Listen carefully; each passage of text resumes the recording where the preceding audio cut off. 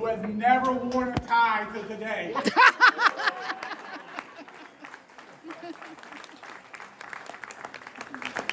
Baba was at Harmony with me, so when I got a chance to steal him over here, we did, and he came in and acclimated. He's taught everything under the sun in math, and he's always willing to take on whatever role we give him.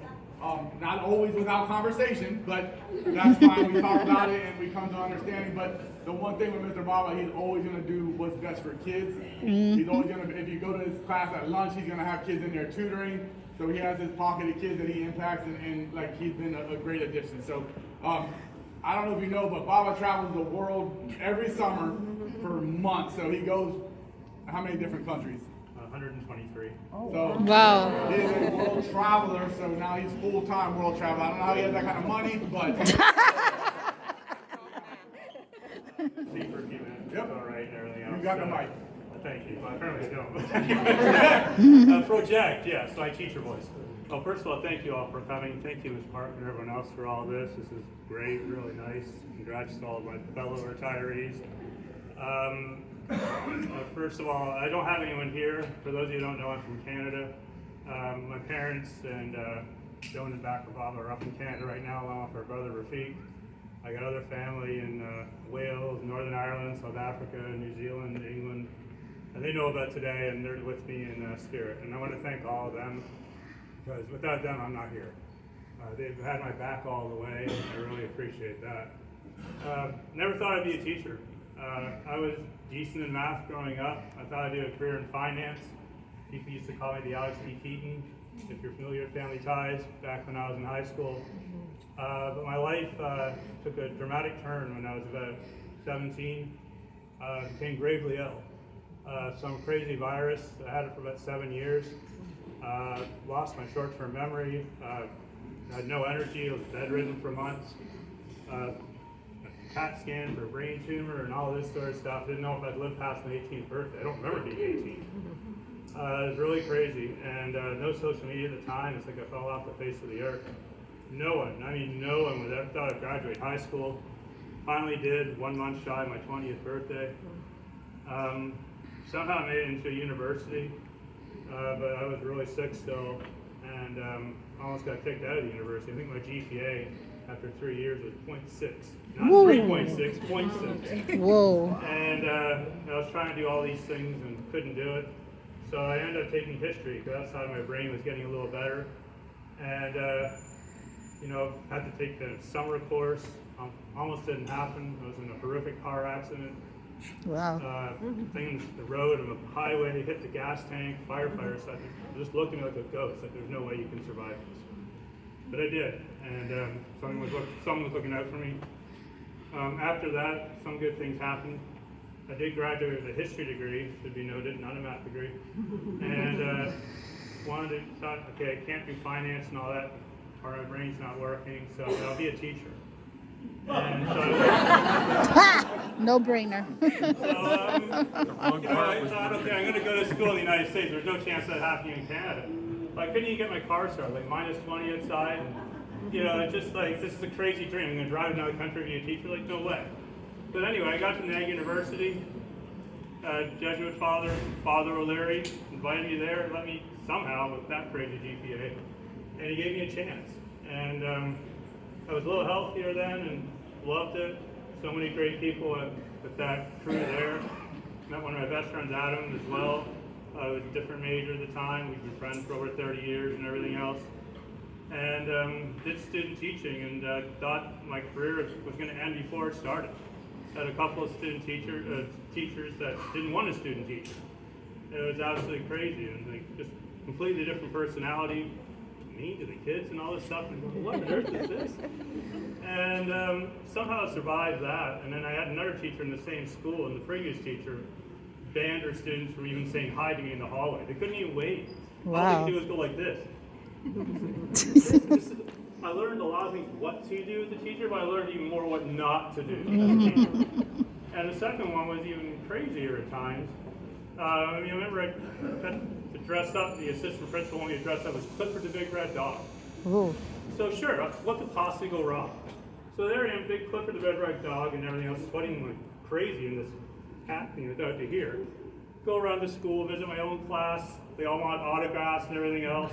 And then the teacher just starts yelling at all of us. So there goes my teaching career, and I'm looking at my red paws thinking this is all over and everything else. And just like, wow. I remember the last thing from that is she said to me, "This is not my idea, but the kids want to throw you a party." I think so great. You know, let them throw me a party, and just like, you know, it's just crazy. And then I thought, okay, I'm going to teach in the United States. One of my friends from the teaching college had a place in Florida, in Orlando. So okay, we'll go down and try and get work authorization to work in this country. Like, that's hard to do. And somehow we got a visa, a very bad visa, but got a visa for a few months, and I was a pre-kindergarten teacher, believe it or not, in a ghetto surrounded by crack cocaine addicts. You can't make this up. Met another one of my best friends, Joe, who's incredible. He's the current principal of the year for the state of Florida. And we've been friends for 30 years and everything else, and, you know, amazing experience. Then got kicked out of the country, so I really thought my career was over. Worked volunteer with the Bessie driver I had growing up, Health Magic. Thank you for everything.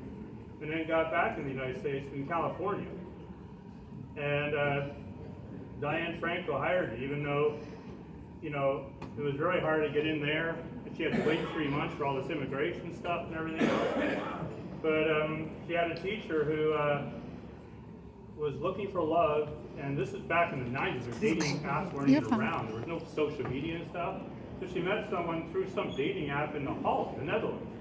And then I had to move there, and it was waiting 2 months. So that's how I have my career in the United States, thanks to a dating app. But anyway, she was awesome, so great. I'm going to be a second grade teacher for years on end. It's going to be perfect. And then 6 weeks later, she retired and was replaced by someone who did not like her or anyone she hired. And I thought, oh great, there goes my teaching career one more time. And so I taught third grade, absolutely loved it. Did things my way, as Frank Sinatra would say. She encouraged me to do that. I'm forever grateful for that. But yeah, it was a pretty crazy situation with this new principal and stuff. But the kids, and this is the thing, outside of my family, I owe my entire career to the students I have. They have backed me, believed in me, more than I even believed in myself at times. They just totally bought into what I was trying to do, and I do things differently. Mr. Arscott knows that.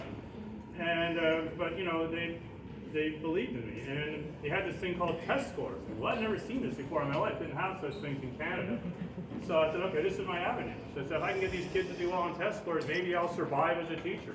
Thank God they did. And I owe everything to that. And I know I've talked to them before, but this is survival for me. I would never have survived because of that, because of the way I did things. And you know, that was so great. I stayed there for 5 years, went to another school, and then got a green card after dealing with H-1B visas and the like. Cost me outrageous amounts of money and everything else. Not the $100,000 it costs now. But it's just like, even then, the chances of me surviving that were just against the odds. But somehow, some good people in the district there, like John Gaffney and Doris Wilson, believed in me again. And, you know, forever grateful to them. When I got my green card, I decided to move back to Florida, spend more time with family. Started teaching 5th grade, not the greatest school. And at that point, I was a little disillusioned. And by 2008, you know, I had enough of it. And I thought, okay, I started looking for jobs for the only time in my life not being a teacher. And then I owed my teaching career once again, when I thought it was over, to chief principal named Brad Knopf, who had an F school, government, state intervention. So we got to hire all new teachers. Will you come here? Sure. So great group of teachers, helped turn that school around. But even then, it was tough. If anyone's ever worked in a F school, government school, I think Kevin, you have, that's not easy at all. And so I tried that, and I needed a new challenge. So I went to my assistant principal, Aaron Gagne, also still a friend to this day, and I said, I got to try something different. Let's try high school. You got a history degree. You want to be a social studies teacher? No. I'm going to be a math teacher. You don't have a math degree. Sure. What do I got to do? So you got to take a test. So all right, we'll take a test. Thank God the test went well. And then my next savior, Sherry Wells at Rich Community High School. Melissa James and I worked for her for many years. That's how I met Melissa. And she was great. fabulous time there. Got to coach golf and tennis, girls golf. Got a championship there, first in school history. Coached tennis, got a singles championship there, first in school history. Really proud of that. But once again, it's always the students that I owe everything to them. I was taught 9th grade, Algebra 1, my first year of high school. And I know Ms. Wells was looking at me thinking, can this guy do this? I don't even know if I could do this. But the kids believed in me, bought into my system, 100% of them passed. And I was able to remain being a high school teacher. Did that for 7 years, and then the school changed quite a bit, and then I came to Osceola County. Harmony High School, thank you to Mr. Hickey for taking a chance on me, hiring me. I wanted to be an AP teacher. I was an AP calculus teacher at the end of my time at Ridge, and but he didn't have an AP position open. So I was going to take a position somewhere else. He said, no, we'll create a position. I said, please. And he was just great, and I really appreciate taking a chance on me, so he gave me AP statistics. And to coach the golf team. So I was really happy about that, except I didn't know anything about statistics. And they still don't have a math degree. So figured it out, and the kids once again did great, and I owe everything to them. The golf team was the first in Osceola County to go to the state championships. That's a magic honor as well. Those kids were awesome. And stayed 5 years there, and then the drive on Narcoossee got long, as you all know, and I met Mr. Arscott over at Harmony, as you mentioned. He gave me a chance here. I'm grateful for it. And the last thing is, AP Pre-Calc. Never seen that before. It was brand new a couple of years ago. Amazing group of kids. Also, 100% of them passed it. So Wow. proud of them. I keep in touch with so many kids over the years. I got hundreds of letters and everything else. I still go out to coffee and dinner with a bunch of them, even from 15 years ago, and still keep in touch with teachers going back 30 years. It's been a wild ride, but I just want to thank all those people that have impacted my life, and thank you all, and I'm sorry if it took too long and everything else, but thank you.